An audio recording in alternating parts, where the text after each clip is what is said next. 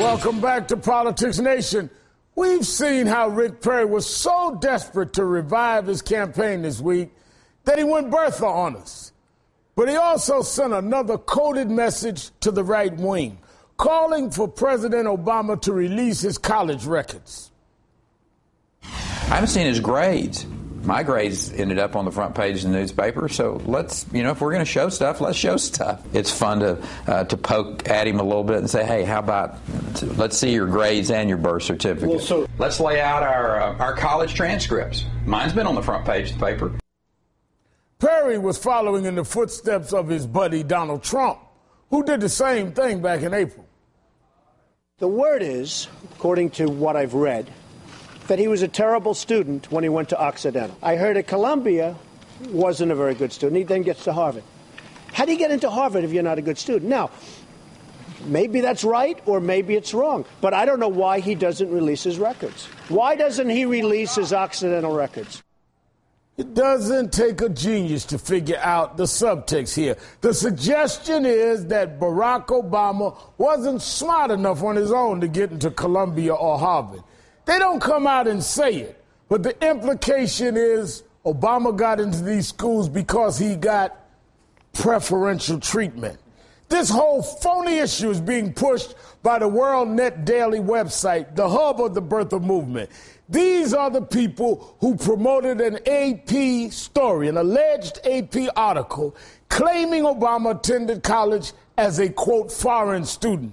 That article was later proven to be an April Fool's Day hoax. These birthers even question whether the child in this kindergarten photo is really Barack Obama. Of course it is. And this whole issue is ridiculous. Why won't Barack Obama release his elementary school report cards? We need to know if he played well with others. Did he bring gum to class? And if so, did he bring enough for everyone? I certainly hope not, because that would be socialism. Colbert is funny, but this is no laughing matter. With this line of attack, Rick Perry is speaking in racially loaded language that caters to the worst impulses of the far-right fringe of his party. Joining me now is Jim Moore, Huffington Post contributor and author of the upcoming book, Adios Mofo, Why Rick Perry Will Make America Miss George W. Bush, and Joe Madison, talk show host and Sirius XM Radio. Jim, you've covered Perry a long time. Does he know exactly what he's doing? He is a man now who's never lost an election. I can't believe some of this is not calculated.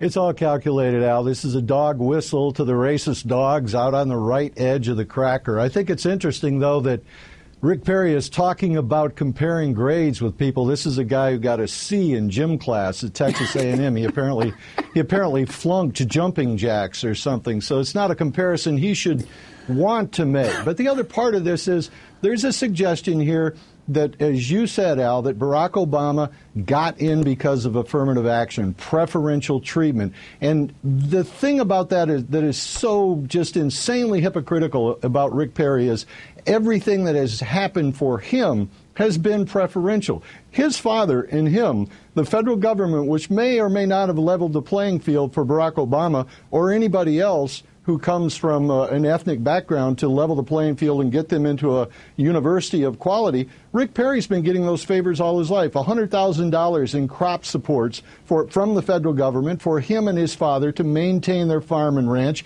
He's been running a corporate preferential treatment program down here in Texas, using taxpayer money to write checks to big corporations to help them out to come down here. He's got nothing to stand on here. He needs to let this go. Let me show this first. Not that it should be dignified, but just so people understand the president's background, his record of achievement in terms of academics.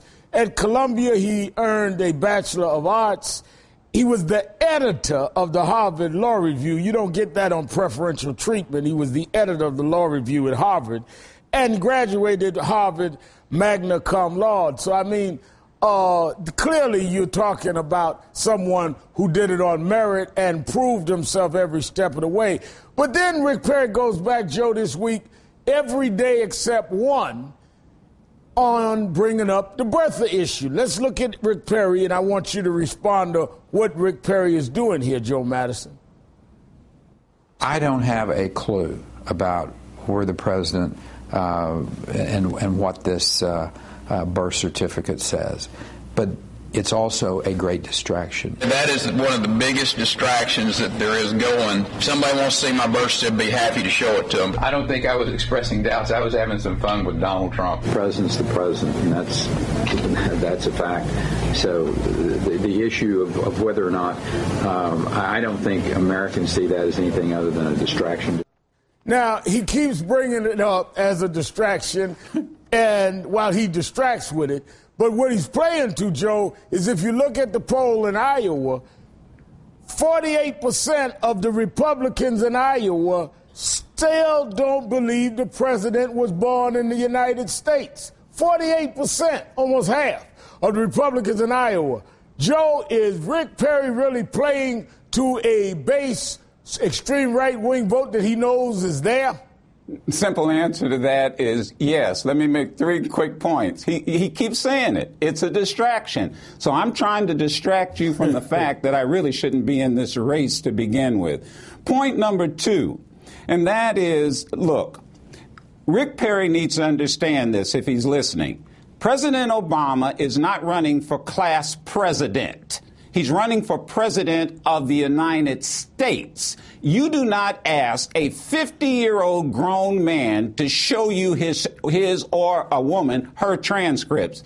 And point number 3, there's an old adage. It's not how you begin the race, it's how you end. No professor, no university, Donald Trump, has ever handed out an affirmative action exam. You get the same damn exam everybody else gets, and you have to get the same grades. And no matter how he got in there, the point is he ended up at the top. End of topic.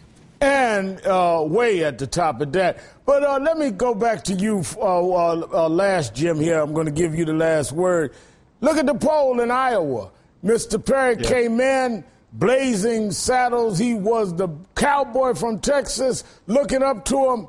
Now he's way down at the bottom, fighting for the basement of the poll with Newt Gingrich. Is this why we're seeing some desperate tactics here?